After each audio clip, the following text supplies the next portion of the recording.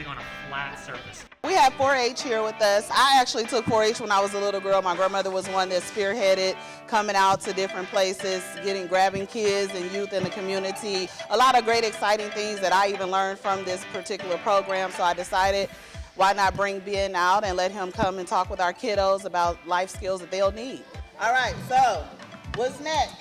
Put it in the oven! Put it in the oven. Let's get a little bit more sauce on this one. It's a 4-H program, so it's called Cooking 101, and so we teach kids just general basic cooking skills and cooking knowledge and recipes and things like that. It actually came up, I was a teacher in DPS for a long time. During COVID, I discovered a lot of the older kids were kind of the primary caregivers during the day for their younger brothers and sisters. So they were feeding their brothers and sisters, making sure that those kids have those cooking skills, not just of like how to be safe in the kitchen, but also like making sure meat is held at a safe temperature. In addition to nutrition, we talk a lot about My Plate and how to make sure that they have a balanced diet.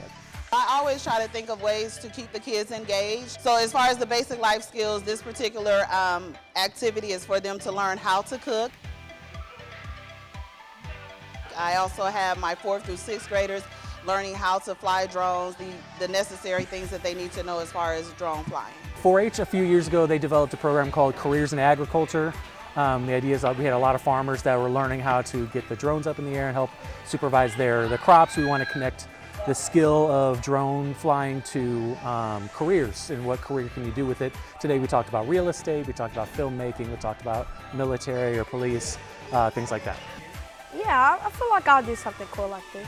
I think it's really cool. I might actually do one for looking for people, missing people.